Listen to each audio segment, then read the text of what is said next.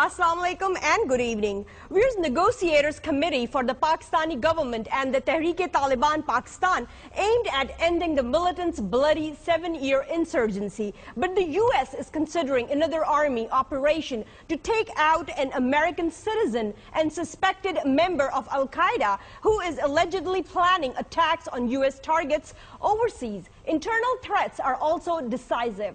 Blowing up gas lines, power structures, and train tracks is the duty given to BLA by the Indians and Americans. TTP is supposed to attack the state security forces, air bases, ISI, and bog down Pak army in urban war. In political landscape, MQM People's Party, ANP, seems to create chaos in Karachi, and PMLN political leaders and judiciary seems to create economic and law and order collapse.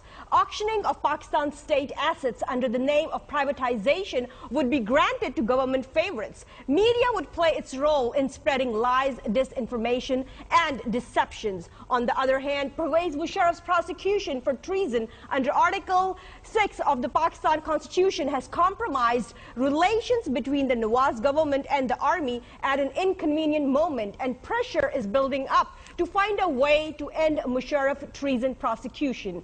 In the situation where external and internal threats are prominent, some questions arises here. How are the talks with Tehreek-e-Taliban Pakistan progressing? What 2014 holds for Pakistan? Is U.S. an ally of Pakistan or an enemy? What has Pakistan gained from trusting U.S.? Today, we will discuss all the aspects of Pak-U.S. relations and fifth-generation war that Pakistan is facing as of today.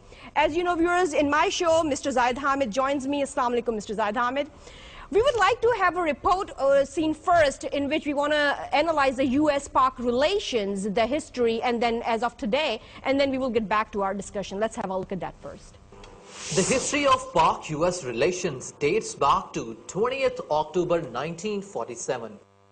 The Indo-Pak Wars of 1965 and 1971 gave a clear message to Pakistani leadership that U.S. is not a reliable partner, as U.S. did not support Pakistan during the time of dire need.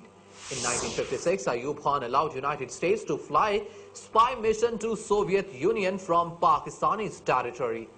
The Cold War can be considered a best example of such relations, as right after the withdrawal of Soviets from Afghanistan, the Pak-U.S. relationship goes to lowest ebb. The incident of 9/11 once again opened the gates for the U.S. to hunt the target as per their wish by chanting the slogan of war on terror. Since the time Pakistan joined the U.S.-led war on terror, it got a number of traditional and non-traditional security challenges to deal with. The drone attacks in the tribal areas of Pakistan are considered as a clear violation of state sovereignty. Osama bin Laden killing by a U.S. Special Forces unit in Abbottabad was another significant shift in the relations between Pakistan and U.S. The case of Raymond Davis showed the covert presence of American agents disguised in multiple covers in pursuit of their objectives. U.S.-Pakistan relations culminated again when 24th Pakistani soldiers died in an airstrike by the U.S. Army. The huge Indian involvement in Afghanistan, supported by U.S. for training Afghan forces after the 2014, would further be the exciting security and anxiety for Pakistan. Yes, Mr. Zaid Hamid, today's million-dollar question is U.S. an ally of Pakistan or an enemy of Pakistan? But before you answer my question, I would like you to have a look at the CNN's broadcast in which the debate on killing a U.S. terrorist on a foreign soil through drones, and then what was the response of a U.S. law professor on this. I would like to have a look at that first and then answer my question. Warfare. We need to adapt the rules of war to the new realities of the dangers facing America. All right. That's the debate we should be having. Jamil, I'm going to give you the last word. Go ahead. Well, I don't think we should treat the whole planet like a battlefield. You know, the United States is at war in Afghanistan. It's not at war in many of the other places in which it's carrying out targeted killings. And you have to draw a distinction between those two things. The government can't use wartime authority in places in which the government is not at war. All right, we got to leave it there, guys. But obviously this debate is going to continue. Jamil Jaffer. Did you see that the law professor Allen at the end said that with Pakistan, U.S. is at war? So now, is U.S. Pakistan's ally, or is U.S. the biggest enemy of Pakistan? You see, simple, short answer. At least for the last 11 years, U.S. is a hostile state. It's waging an overt and a covert war against the state of Pakistan, people of Pakistan. And Pakistan has been betrayed. The trust that we gave to the United States has been betrayed once again, as it has been done throughout the history of Pak-US relationship. Today, the bloodshed that you see in Pakistan is caused by the US presence in Afghanistan and the US betrayal of Pakistani trust, our faith, our confidence, our friendship. Pakistan has been considering itself as a friend of the United States. But the bottom line is, the US is a hostile state. It's an enemy state for Pakistan today, just as Indians are. And this is the most unfortunate aspect of this asymmetric relationship, that when Obama came into power, he openly declared Pakistan a battlefield, AFPAC. When the AFPAC military doctrine was applied in this region, it meant that Pakistan would also be a battlefield, even though they did not declare Pakistan a battlefield, as the lawyer which you just heard was saying that while in Afghanistan, America is in a declared war, in Pakistan, they're not in a declared war. So they are in an undeclared war against Pakistan. And that's what the other American professor was saying, that we need to adjust to the realities of war. And with Pakistan, we are at war. That's what his last words were. And this is something that Pakistani leadership and the world community must understand now, that just like the Americans are reshaping the greater Middle East, they attacked and destroyed Iraq, they attacked and destroyed Syria and Libya, and dismembered Sudan, and destroyed and occupied Afghanistan. In exactly the same manner, the Americans are now waging a bloody, ruthless, covert, undeclared war against the state of Pakistan. Mr. Zaid Hamid, you have heard also that U.S. is planning another attack on the same frame as Osama bin Laden was attacked, because one of the U.S. terrorists is in Pakistan. So what do you see if a same attack happens of the same framework? What would be the consequences that Pakistan would face?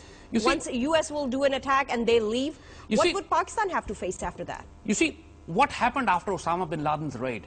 Whether Osama was present there or not, that's highly suspicious, highly doubtful, because nobody in the world saw Osama's body. Americans never showed any proof. But the damage which was suffered by the Pakistani state was intense. Pakistani government was humiliated. Armed forces were insulted, nation was infuriated, angry and enraged, and there was so much internal conflict developed within the Pakistani state and the nation that everybody was blaming each other. It increased the chaos and the anarchy and gave the signal to the world that Pakistan is a soft state. Anybody can come in, make a strike deep inside Pakistan and evacuate and leave, and Pakistani state would not be able to respond. After that, Indians also started to threaten similar strikes inside Pakistan.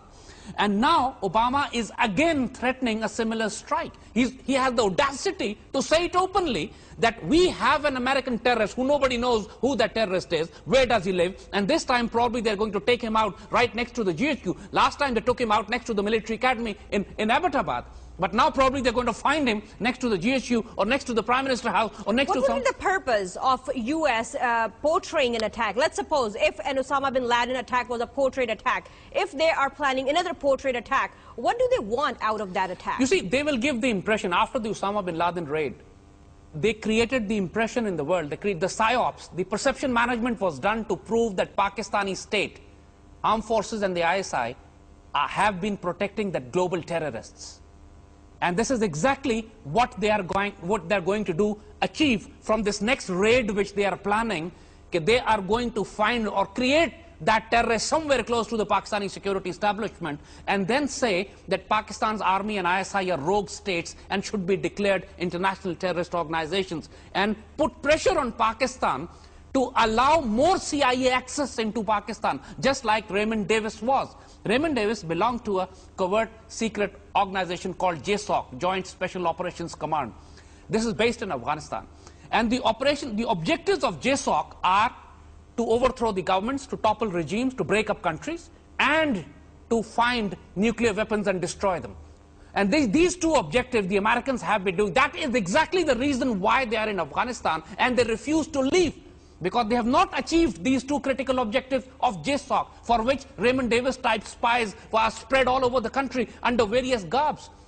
Americans have penetrated the media to create the perception management for this environment. They have even penetrated, they have even purchased doctors in the polio campaign. That's why there's no polio campaign going on in Pakistan, because the biggest American spies were in polio campaign. Dr. Afridi is still in jail. Dr. Shakil Afridi. And they're asking his release. Even no less than Obama is putting pressure on Pakistan, because he was the master spy. And there are hundreds of them, hundreds of like him in various departments of Pakistan government, humanitarian programs, NGOs, government institutions, organizations working for the JSOC, Joint Special Operations Command. And that is why now you see that the Americans actually refuse to leave Afghanistan. Recently you were hearing that Obama has even said, American administration have said that they would not leave Afghanistan unless the security agreement is signed with the Karzai regime or with the Afghan government. But then, Mr. Zaid Hamid, aren't we hearing that Karzai is getting more inclined towards Taliban, and that is what US is about? You see, Karzai is now a dead man walking. He has been abandoned by the Americans, and Afghan Taliban and Pashtuns consider him a traitor, an enemy. And he has no place to go now. So once the new elections take place in May or June, when next coming elections, Karzai would not be elected. And then what would be his fate? Afghan Taliban, wherever they find him, they'll kill him. Americans have already abandoned him. So that's why the panicked dead man walking, he is trying to find allies to survive. Otherwise, he'll have to leave Afghanistan. Mr. Zaid Hamid, we have to take a break here, but after this conversation, the question arises that since U.S. has to leave Afghanistan in the next 7 to 8 months, so is this U.S. attack syndrome going to target Pakistan to have his holds in this area? Stay with us. We'll be right back after a short break.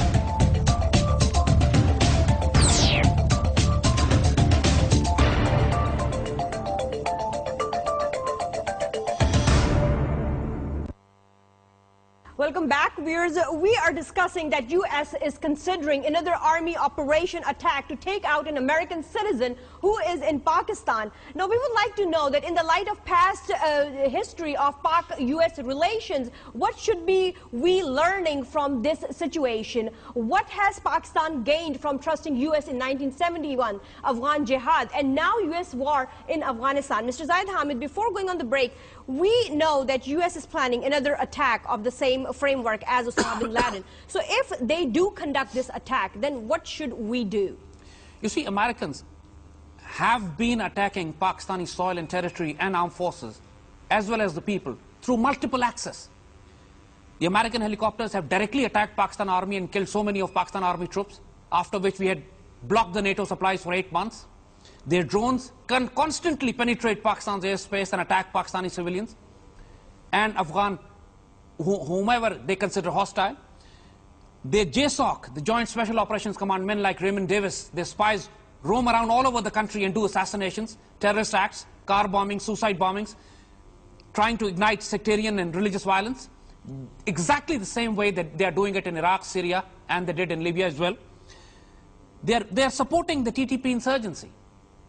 Mullah Fadlullah, based in Afghanistan, protected by the Afghan and American administration and the CIA and RAW for waging this bloody war against the Pakistani state, which has almost claimed 100,000 people so far, almost bringing the whole Pakistani state to the verge of collapse. Americans are directly supporting Balochistan Liberation Army along with Indians. American congressmen have openly been saying in US Congress that they should separate Balochistan from Pakistan. And it's not just once. Multiple congressmen have said this over a period of time.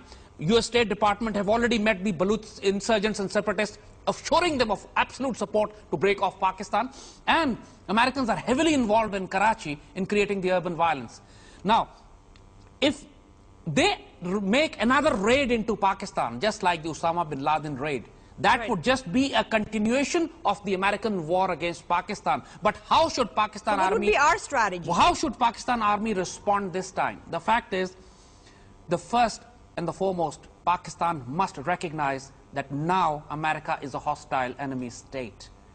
And they must be sent strong warnings that if America makes another mistake of raiding Pakistani territory the way they did in the Osama bin Laden's case, then Pakistan would be forced to demand a total American evacuation from Afghanistan. In any case, we should make sure our policies and diplomacy should be geared to achieve that objective, throw out Americans from Afghanistan. Because if we do not do that, Pakistan would become a dismembered, failed state, God forbid.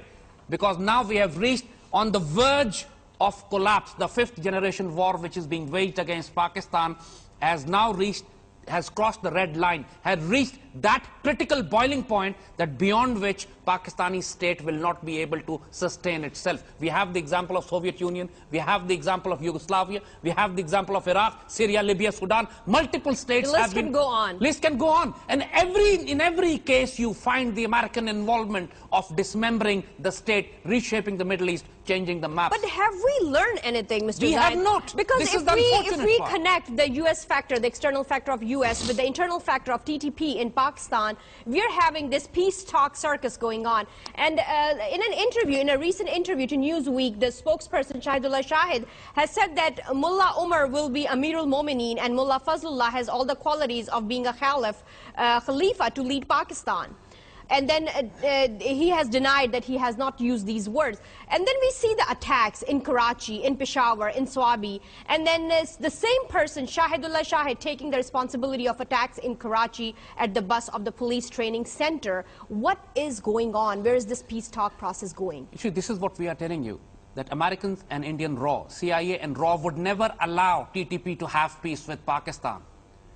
All the previous, Fazlullah should realize this, and world should also know that previous TTP commanders, all those who tried to cut peace deals with Pakistan, were assassinated by CIA drones. Whether it is Hakimullah Masood, or whether it is Naik Muhammad, or whether it is any other commander, all those were killed by CIA drones. Why? Because they were serious in cutting peace deals with Pakistan, and CIA could not allow that. So this time TTP is trying to keep US happy as well by giving out this kind of statement. TTP is a CIA and RAW proxy, just like Free Syrian Army. And under no circumstance, we had warned this, right on this program, on this forum, we had warned our nation not to fall for the trap.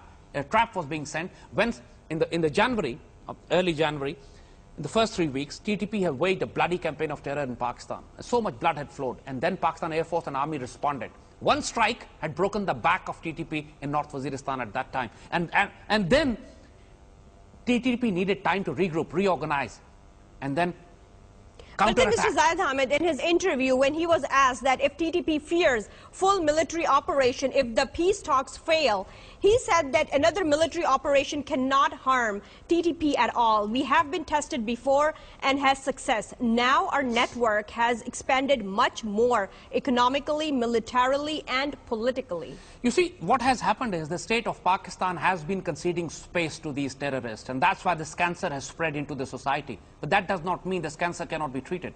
You need some chemotherapy, you need some surgery, but first surgery and then some chemotherapy. And then, of course, rehabilitation therapy as well. And then cancer can be treated. What has been happening is that while only Pakistan Army is the only institution which has been fighting this cancer, fighting this foreign-sponsored insurgency, but the judiciary has not been fighting, the government has not been fighting, the parliament has not been, and the media has actually been treacherous. So with this environment, yes, TTP has flourished in Pakistan. But then what about, Mr. Zaid Hamid, the statement from Rana Sanaullah? He said that there are 174 areas of Punjab which have been identified for military operations. You see, these political leaders are absolutely political idiots. They have no idea of strategy. They have no idea of geopolitics or geoeconomics or how insurgency operates. Military operations cannot eliminate insurgency unless all the organs of the state support the military operation. If army captures them, what would the army do to them? Start executing them against the wall and in front of the firing squads, or hand them over to the judiciary, or put them to a court-martial trial? These questions have never been answered by the state. And as a result, even if and then we know it very clearly that these insurgents are backed and supported from Afghanistan by CIA and RAW. What strategy has been done by the government to make sure that Americans and Afghans abandon their support to TTP, and Pakistan army is able to block their escape routes into Afghanistan? For that, you need diplomacy and military strategy together. That has not been done again. So as a result, now even if you conduct military operations in the tribal areas, these terrorists always escape into Afghanistan to come back to fight another day. And this anarchic cycle, fatal cycle, has been going on for the last 15 years, for the last 10 years. Because army has been able to clear such huge areas whenever army had free hand, where they could encircle the terrorists, like in Swat Valley particularly, where army could encircle the terrorists and moved in with force. They cleared the entire Swat Valley in 2 months. The area bigger than England was cleared up in 2 months. And all over the world now, military schools are teaching Pakistan army operations as an ideal counterinsurgency operations. So as far as Pakistan army's capability is concerned, that's the best in the world, undoubted, fully tested. We have seen them in battle, and the mettle is proven. They are the finest sons we have, and the brilliant army that the world has, one of the brilliant army the world has ever seen. But the point is, even the best of the armies cannot fight without the support of the judiciary, without the support of the media, and without the support of a prime minister. And unfortunately, our prime minister is made of rubber, and he's made of foam and wax. He doesn't have a backbone to stay. Then has our political leadership given this confidence to TTP, where he's saying that Pakistan government peace talks with Taliban symbolizes the TTP victory, as government has now accepted the TTP reality? You see, this is we have been saying. So that this by talking confidence gaining factor has been given by our own political leadership. This is exactly what we are saying. By talking to a banned terrorist, foreign-sponsored CIA, raw-backed organization, Pakistani state has surrendered its authority to foreign hostile secret services and given legitimacy to a terrorist organization which should have been crushed by force. And this is a betrayal which cannot be forgiven, and generations would pay the cost of this. Because when in Syria, you should remember this, whenever some kind of peace deal had to be cut in Syria, the negotiations were done between the handlers, not the proxies. It's the Saudi Arabia and the Americans and the Russians talked with each other, and not the Bashar al-Assad or the Free Syrian Army, because they were the proxies. Their handlers were behind them. And this is exactly the point. Once you start bringing terrorists and insurgents to the level of an Islamic nuclear-powered state, you are humiliating the state and elevating the terrorist who should have been crushed, as we said.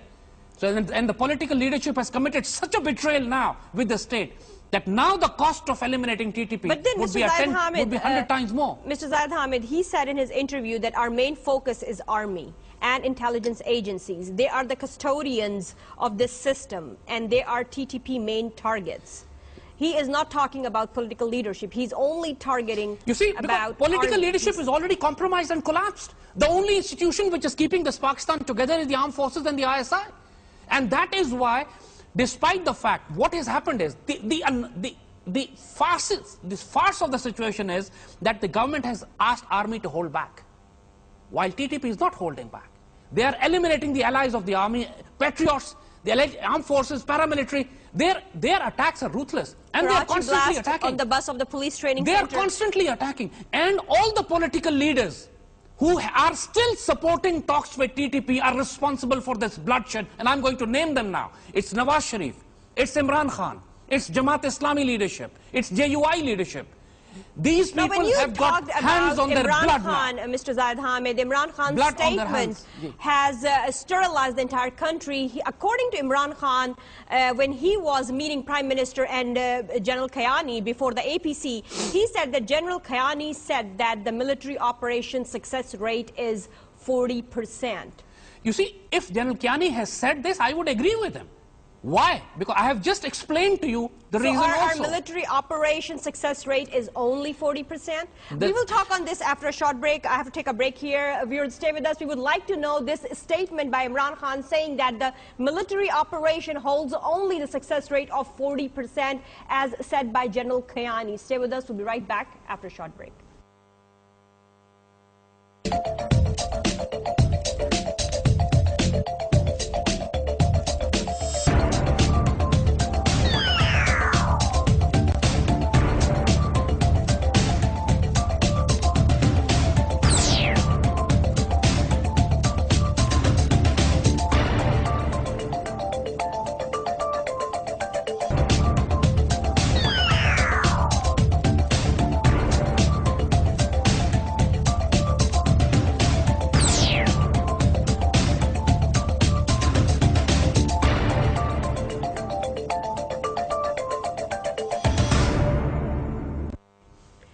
welcome back. We're talking on the situation in Pakistan, on the peace talks process between Taliban and Pakistan government. And then on the top of that, the statement coming from Imran Khan saying that the success rate of a military operation is only 40%, as said by General Kayani. Mr. Zaid Hamid, let's have a look at the statement given by Imran Khan on this military operation success rate, and then we will get back to our discussion. जब APC 9 सितंबर से पहले मैंने कहा general Kayani और नवाज शरीफ से मैं अलग बात करना चाहता हूं, तो मेरे सामने नवाज शरीफ ने कहा कि जनरल क्यानी कह रहे हैं सिर्फ 40% चांस है जंग की कामयाबी की.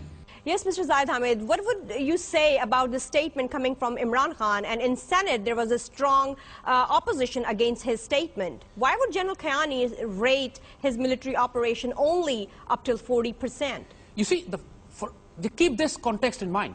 If there are 100 terrorists, and if General Kayani has said this, he means we can, once we launch operation into North Waziristan, we can kill 40 of them, and 60 would escape.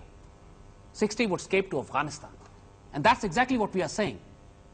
The success rate would be 100% if you encircle the terrorist, if you're able to block their exit route into Afghanistan, if you're able to pressurize the Americans and Afghan government not to support the insurgents. Once there's a betrayal, once the Americans betray Pakistan. But don't you think that this statement coming from an army chief can underestimate the performance of its military? You see, army chief gave this statement to the Prime Minister. And they were doing, and if he has ever given this, they were doing a factual assessment of the threat and how to respond to it. And this kind of level of discussion is always done between the army chief and the Prime Minister. And if Imran was present, he should not have leaked this information, which is betrayal. The point of the matter is, even if this discussion is being done, in South Waziristan, we have an example. Army led a brilliant operation in South Waziristan. We had encircled them from 3 sides. And Americans had given full assurance that Americans going to block the exit of the terrorists in Afghanistan, from South Waziristan. But at the last moment, Americans removed their posts. And all the insurgents escaped into Afghanistan, and Afghan army helicopters lifted them up to Bagram and other places for them to fight another day. This is the betrayal we are talking about. The betrayal that the Americans have been doing. That is why the success rate become low. If the betrayal from the Americans and the Afghans continue. That's what the army chief was saying. What would you say on the stand from all the political parties that do want to have peace talks with Taliban after this recent attack in Karachi on the police training center, and then the responsibility being accepted by Shahidullah Shahid himself? I would say that all these political parties who have been supporting dialogues with these anarchic, animalistic terrorists, all these political parties should be booked for murder. They should be booked for treason against the state of Pakistan, for their stupidity and for the betrayal of the nation of siding and supporting banned terrorist organizations who are constantly waging a war against the state, and for stopping Pakistan army from launching operations against these terrorists.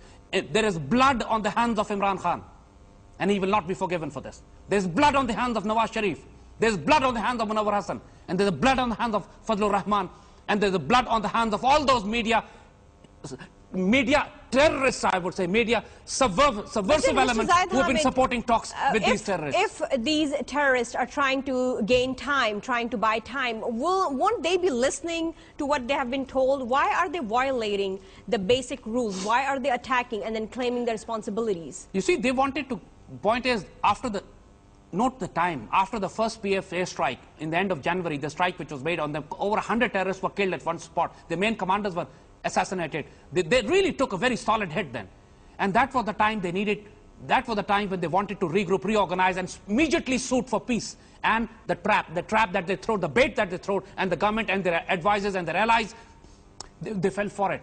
Now, see, that's a loose guerrilla organization, TTP, and they don't need very long time to regroup. I had estimated they might take maximum of 2 months to reorganize and regroup.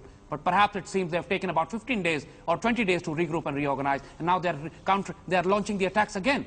And now they are attacking all these assets which Pakistan army had created in the tribal areas, the Yaman Lashkars, the pro-Pakistan tribals. They are being assassinated in a brutal war of assassination and retribution by these terrorists. Just like terrorists. A recent attack in Peshawar. Where the peace leader house was attacked. And all these tribals are being assassinated who are siding with Pakistan, while Pakistan army has been forced not to operate against them by the government and by the provincial government and by the political leadership. That's why I'm saying all this political leadership, I'm saying it openly, is guilty of absolute treason against the state of Pakistan, and they should be held accountable Mr. for Zaid it. Hamid, I would like to know your opinion. When one of the question asked to the spokesperson, Shahidullah Shahid, in his interview regarding the foreign fighters, he said that foreign fighters will not be handed over to government. And he gave an example that Mullah Umar gave away the whole of Afghanistan, but did not hand over Osama bin Laden.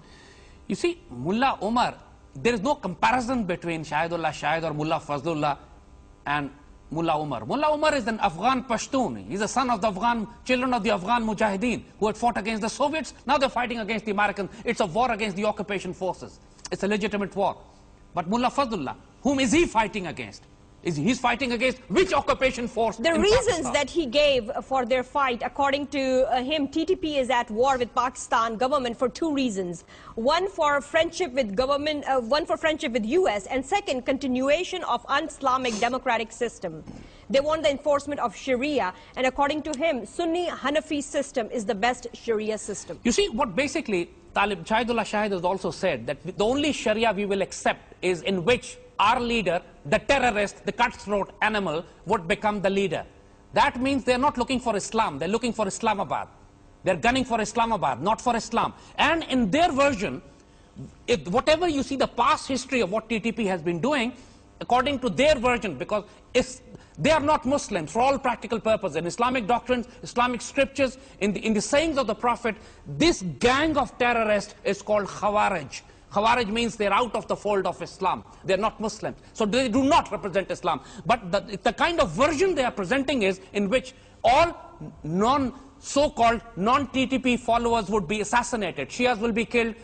Barelvis, Ahl-Sunnat wal Jamaat will be killed. Ahl-Hadith will be killed. Ismailis will be killed. All non-Muslim will be killed. This kind of butchery, which has never been done in 1400 years of Muslim history, is now being done by a CIA-sponsored, raw-sponsored terrorist gang, pretending to be Muslims, giving the perception to the world that that's how Islam spread. Because now recently, in Chitral also... Right, when you talk about spreading Islam, Taliban has recently threatened Kalash, Ismailis, NGOs in Chitral. They have warned Kalash people to convert to Islam or face death. And they have also announced to launch an armed struggle against Ismaili people in Chitral. Is this the way the Prophet did? Is this the way of Islam? Is this the way the Muslims did in 1400 years? Muslims ruled India for 1000 years. If Muslims had used force, not a single Hindu would have left in India. But the most benevolent and tolerant rule that the world could see. In Spain, Andalusia, Muslims ruled for 800 years. But did Muslims prosecute or force conversion of Christians and Jews? For centuries after centuries, Christians and Jews lived peacefully within Muslim lands. When Christians prosecuted Jews in Andalusia and rest of the Europe, they were protected in the Ottoman lands. When for centuries after centuries, under Muslim rule, Jews and Christians lived peacefully in Palestine. Who will protect these Ismailis? You see, this is what we are saying. This is what we are saying. It is the responsibility of the Pakistani state, the government and the Pakistani armed forces. But the point is, these TTP are not just killing Ismailis or Kailash or other non-Muslims. Their war is actually against Muslims. The war of TTP is against Muslims. And that is why the Islamic State of Pakistan, the only armed Islamic nuclear country in the world, must respond with force to prove that it is capable of carrying nuclear weapons. This is what the Americans and the RAW and the Mossad is trying to do. Create the perception that Pakistan is a failed state, not capable of carrying nuclear weapens. That's why the global perception... So Mr. Zaid Hamid, you just said that to create a perception that Pakistan is a failed state. I would like to have your comment on this, in the news that have come up, that Pakistani intelligence agencies are phone tapping of politicians, journalists, government officials and rulers, and using these recorded tapes to create differences between ministers and prime minister. Absolutely. Between his loyal men. This news has come from a media group which is known to be hostile towards the Pakistani state. There are cases filed against this group in the Supreme Court for absolute treason against the state. And the judiciary does not listen to these cases because the group is so powerful.